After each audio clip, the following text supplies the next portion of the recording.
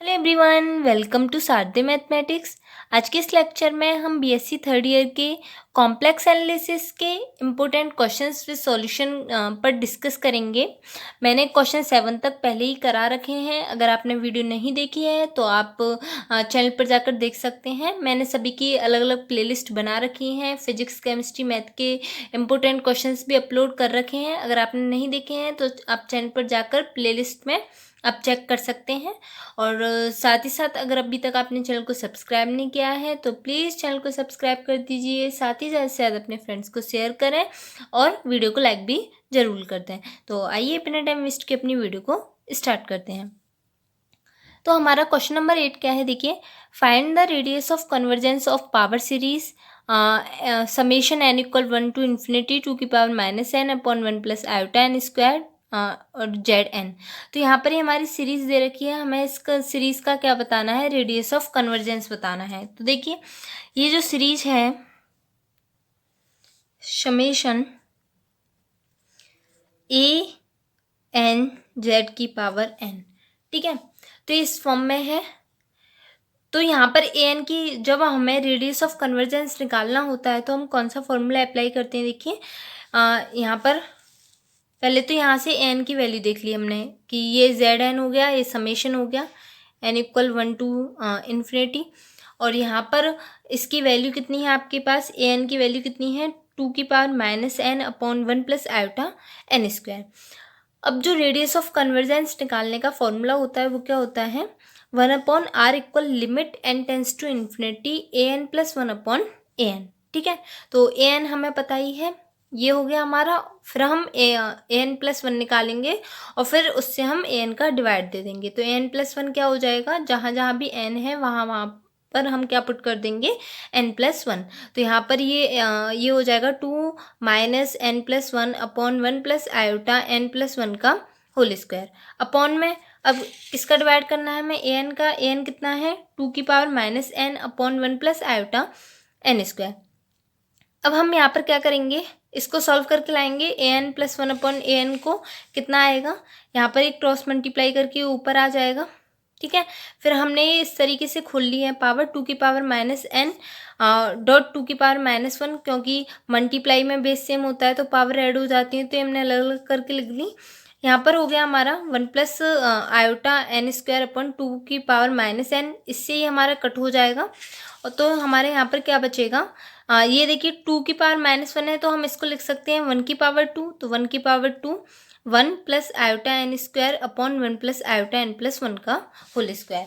अब हमें radius of convergence के लिए क्या चाहिए, 1 अपॉन आर की वैल्यू क्या थी हमारी, limit n tends to infinity a n plus 1 upon a n, ठीक है। तो ये वैल्यू थी हमारी। अब हमारी n plus 1 upon a n की वैल्यू आ गई। अब हम यहाँ पर limit n tends to infinity put करेंगे। तो ये पुट करने के लिए देखिए हमने क्या कर दिया, 1 अपॉन 2 कॉमन ले लिया है, limit n tends to infinity 1 plus iota n square upon 1 plus iota n plus 1 का होल स्क्वायर हो गया है हमारा। अब यहाँ पर लिमिट डायरेक्ट तो अप्लाई करेंगे नहीं क्योंकि इन्फिनिटी बाई इन्फिनिटी के फॉर्म में आ जाएगा, तो इसीलिए हम क्या करेंगे, यहाँ से ऊपर से एन स्क्वायर कॉमन ले लेंगे और नीचे से भी एन स्क्वायर कॉमन ले लेंगे। तो ये हमारा हो जाएगा 1 upon n square plus iota, और यहाँ पर से जब हम एन स्क्वायर कॉमन लेंगे तो ये हमारा हो जाएगा 1 upon n square plus iota 1 plus 1 upon n का होल स्क्वायर, ठीक है। क्योंकि पावर के यहाँ से जब बाहर निकालेंगे तो एन स्क्वायर निकलेगा ये पूरे में से, और यहाँ हो जाएगा 1 बाई एन। अब हम यहाँ पर limit n tends to infinity put करेंगे तो ये एन स्क्वायर से तो एन स्क्वायर कट हो जाएगा। आगे देखते हैं। तो हमारा यहाँ पर ये एन स्क्वायर से एन स्क्वायर कट हो गया, ठीक है।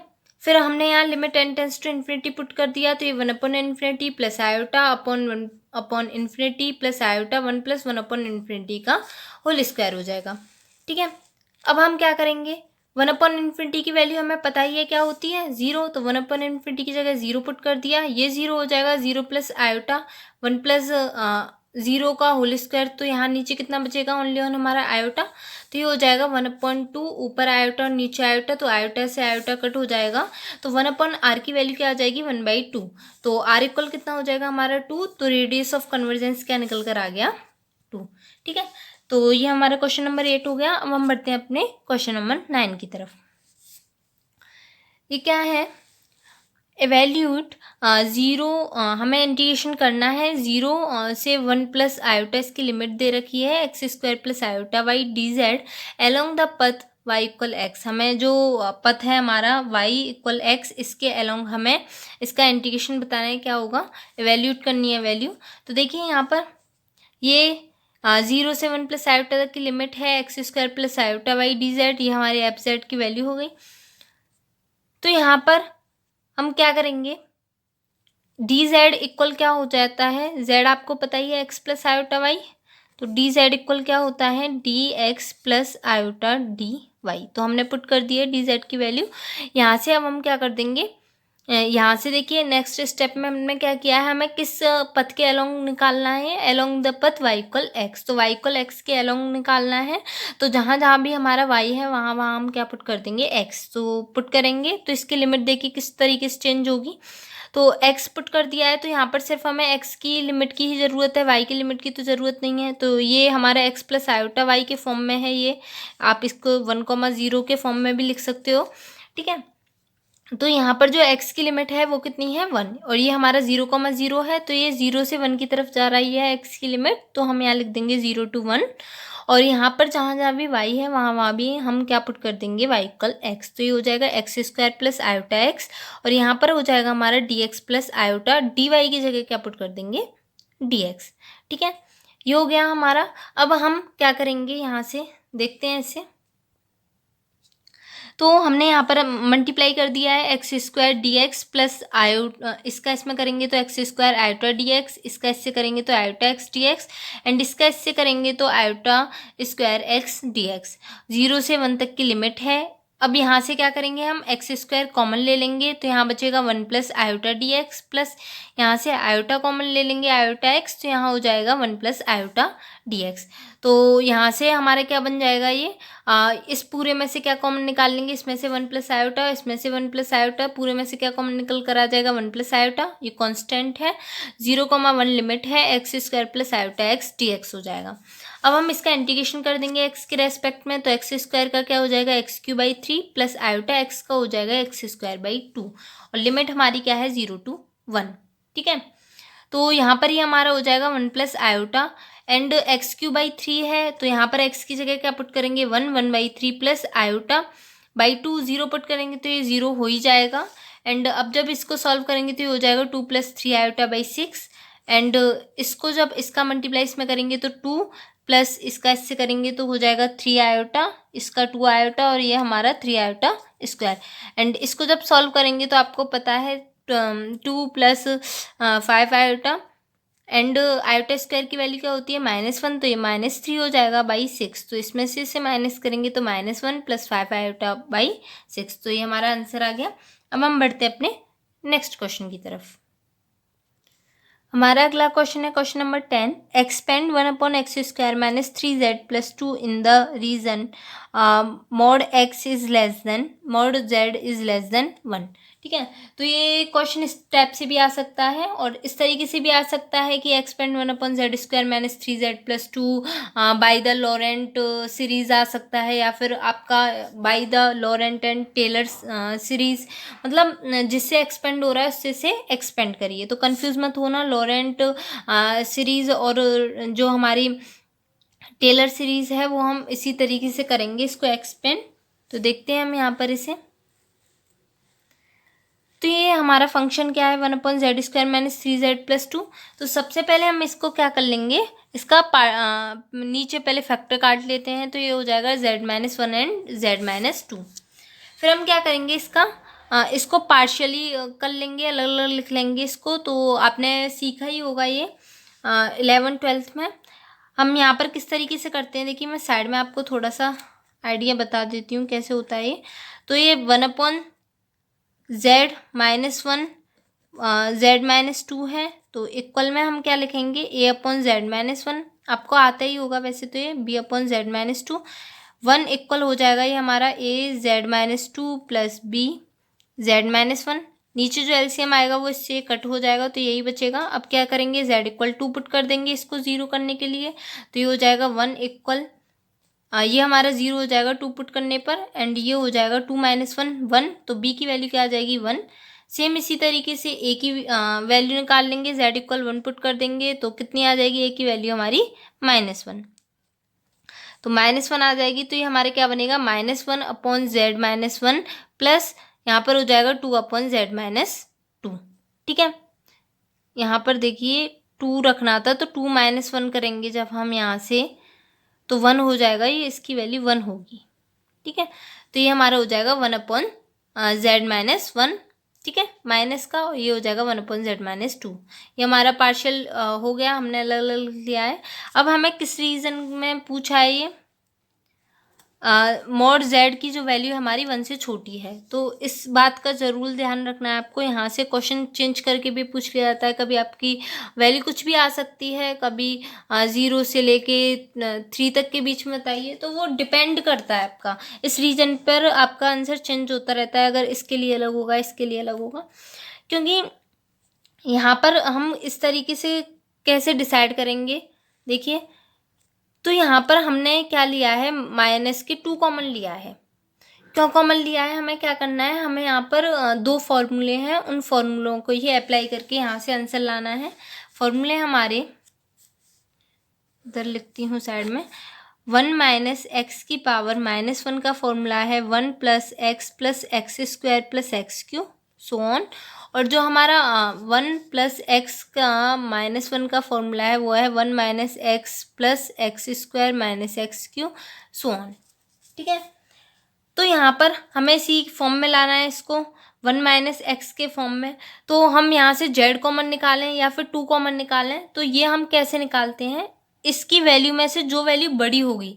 अब आप ये देखिए कि 1 बड़ा है कि यहाँ पर 2 बड़ा है, तो हमारा 1 से बड़ा क्या है, 2 बड़ा है, तो 2 बड़ा है तो हम किसको कॉमन निकालेंगे, 2 को, जो जिसकी वैल्यू हमारी बड़ी होगी हम उसी को कॉमन निकालते हैं। ठीक है, अगर यहाँ पर 4 होता, अगर यहाँ पर क्या होता आपका 4 होता, तो आप किसको कॉमन निकालते हैं, यहाँ से 4 को। ठीक है, इसी तरीके से मतलब 4 कहने का मतलब है z को कॉमन निकाल लेते आप, लेकिन यहाँ पर 1 है तो हम यहाँ से किसको कॉमन निकालेंगे, 2 को, जो बड़ा होगा उसे कॉमन निकाल लेंगे। ठीक है, तो हमने यहाँ से क्या कॉमन निकाल लिया, 2, तो -2 निकाल लेंगे, क्योंकि 1 - x के फॉर्म में हमें लाना है, 1 - z के फॉर्म में, तो इसलिए माइनस भी साथ के साथ बाहर निकाल लेंगे, और ये हो जाएगा 1 माइनस, यहाँ पर बचेगा z/2 माइनस, यहाँ से माइनस कॉमन निकाल लेंगे तो 1 अपॉन -1 1 - z हो जाएगा।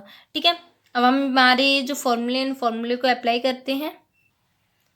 ये हमारी बन जाएगी -1/2 1 - z/2 का इन्वर्स ऊपर ले गए तो हम, और ये बन जाएगा +1 - z पे -1। दोनों फॉर्मूला लगाएंगे, हमारा क्या फॉर्मूला है, 1 - z, 1 आप z का फॉर्मूला लिख लीजिए, वही x की जगह मैंने यहाँ z पुट कर दिया है, x लिखना चाहो तो x लिख लो, 1 + x + x² + x³ so on. ठीक है, ये है, तो यहाँ पर क्या हो जाएगा, -1/2, इसको लगाएंगे हम इस फॉर्मूले को, तो x की वैल्यू यहाँ कितनी है, z/2, तो 1 + z/2 + z² 4 + z³ 8 so on, and इसका जब हम खोलेंगे तो हमारा हो जाएगा 1 + z + z² so on.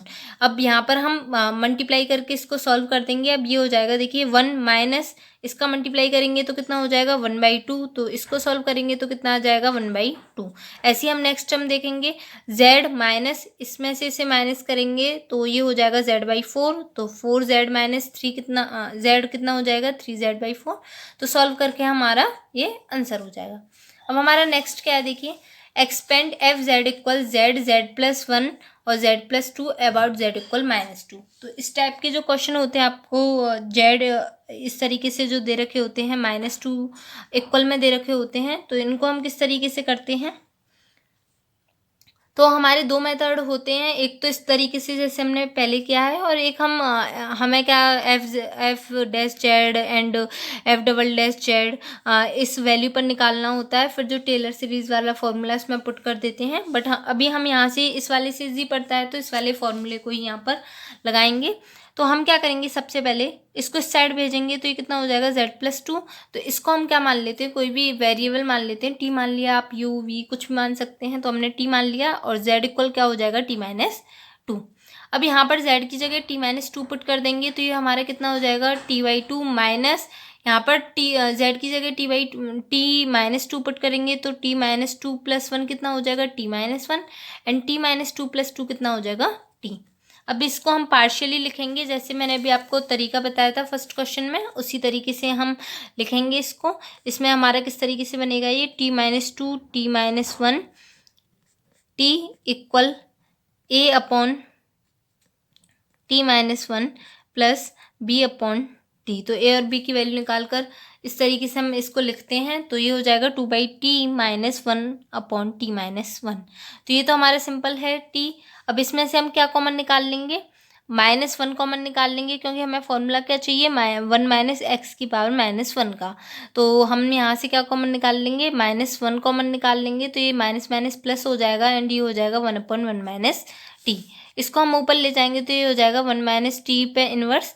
And इसको जब हम लिखेंगे तो देखिए क्या हो गया 2/t, तो हम सेम ही लिख देंगे, प्लस इसको जब खोलेंगे तो 1 + t + t² + t³ जो हमारा फॉर्मूला होता है बस वही खोला है हमने, 1 + x + x² + x³ so on.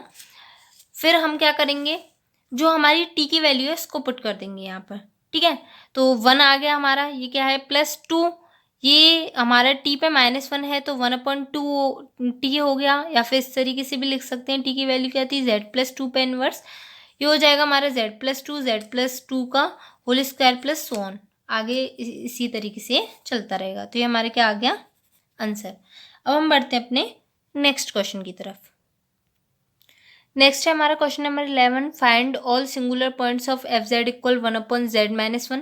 तो सिंगुलर पॉइंट क्या होता है हमारा, कि जिस पॉइंट पर हमारा जो फंक्शन है वो एनालिटिक नहीं होता है वो हमारा क्या हो जाता है सिंगुलर पॉइंट, ठीक है। तो सिंगुलर पॉइंट निकालने के लिए हम क्या करते हैं, एनालिटिक आपको पता ही है, ज़्यादातर हम एनालिटिक को डिफरेंशिएबल वाला भी बोल सकते हैं, कि अगर कोई फंक्शन उस पॉइंट डिफरेंशिएट नहीं हो रहा है तो एनालिटिक नहीं होगा।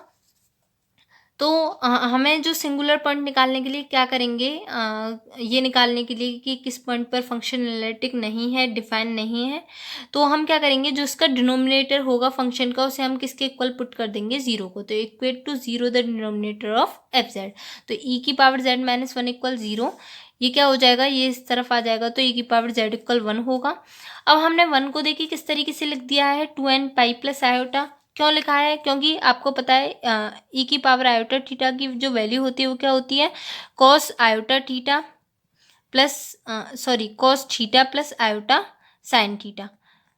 तो यहाँ पर जो इसकी वैल्यू है थीटा की वो क्या है 2n पाई, तो cos 2n पाई प्लस क्या हो जाएगा i sin 2n पाई। आपको पता है 2n पाई अगर इंटीजर है n की वैल्यू 2n इंटीजर हो गया तो साइन इसकी वैल्यू क्या हो जाएगी 0, तो हमारा क्या बचेगा ओनली ऑन cos 2n पाई, और जो cos 2n पाई की वैल्यू होती है वो कितनी होती है 1। तो इसी तरीके से हमने यहाँ पर लिख दिया है n belongs to integer, i की वैल्यू रूट में -i, z इक्वल अगर हम इसकी पावर को कंपेयर कर देंगे तो z = 2n पाई आयोटा हो जाएगी and n belongs to iota, z की वैल्यू कितनी हो जाएगी 2n pi iota, n belongs to iota are the simple poles of f(z). तो ये जो हमारी वैल्यू निकल कर आई है ये क्या है सिंपल पोल है f(z) के। अब हमने यहाँ पर सिंपल पोल क्यों किया कहा है तो शॉर्ट ट्रिक देख लीजिए आप, यहाँ से हम इसकी वैल्यू, इसकी जो पावर है n की वैल्यू है वो क्या है 1 है, अगर 1 होगी n की वैल्यू तो हम सिंपल पोल बोलेंगे, n = 2 होगा, तो वहाँ से हमारा ऑर्डर जो पोल है वो ऑर्डर 2 का हो जाएगा, n = 3 होगा तो थर्ड ऑर्डर का हो जाएगा, ठीक है। तो यहाँ से हमारा ये सिंपल पोल है, हमें अलग अलग वैल्यू मिलेंगी z के लिए अलग अलग, ठीक है, n पुट करने पर। अब हम बात करते हैं discuss the nature of singularities of following function. तो सबसे पहले बात करते हैं tan z की। तो tan z इक्वल क्या होता है sin z upon cos z। तो to obtain the singularities of f(z) हम क्या करेंगे वही जो इसका जो डिनोमिनेटर है उसको 0 के इक्वल पुट कर देंगे। तो ये होगा equating to 0 the denominator of f(z). cos z की वैल्यू कितनी हो जाएगी 0 एंड z की हमारे निकल कर आएगी 0 किस पॉइंट पर होती है cos की value 2n pi plus minus पाई/2 कॉमन ले लिया है तो z की वैल्यू हो जाएगी एंड z = 2n + 1 पाई/2 n बिलोंग्स टू इंटीजर से हमें क्या वैल्यू मिलेंगी सिंपल पोल, क्योंकि हमने क्या देखा था क्या था sin z upon cos z, तो इसकी वैल्यू क्या है आपकी, इसकी पावर की वैल्यू 1 है, तो यहाँ पर आपको सिंपल पोल मिलेंगे। अब नेक्स्ट बात करते हैं, हमारा सेकंड है जो इसी का second part, F Z equal 1/z 1 minus Z square. अगर यहाँ पर एक और स्क्वायर होता, ठीक है, जैसे अगर कोई भी होता, एक कोई एग्जाम्पल होता, अगर उसकी पावर स्क्वायर होती, तब हम उसको क्या बोलते कि वहाँ पर जो पोल मिल रहा है वो हमें क्या मिल रहा है, हमारा सेकंड ऑर्डर का, ठीक है। तो यहाँ पर F Z equal 1/z 1 minus Z square. अब हमें क्या चाहिए, यहाँ से सिंगुलर पॉइंट चाहिए, तो इसको हम 0 कैलकुलेट कर देंगे, तो ये हो जाएगा z 1 minus Z 1 plus Z equal 0। Z की वैल्यू निकल कर आएंगी, z equal 0, z equal 1 and z equal -1। तो ये क्या है हमारे विच आर द सिंपल पोल, क्योंकि सिंपल पोल ही आपको z इक्वल 0 वैल्यू मिल रही है, 1 मिल रही है, -1 मिल रही है, हमें डिफरेंट डिफरेंट वैल्यू मिल रही है। तो आई होप आप सभी को ये वीडियो अच्छी लगी हो, और अगर अच्छी लगी है, थोड़ी भी हेल्पफुल रही है, तो प्लीज़ ज़्यादा से ज़्यादा अपने दोस्तों में शेयर करें, वीडियो को लाइक करें और चैनल को भी सब्सक्राइब करें। Thanks for watching.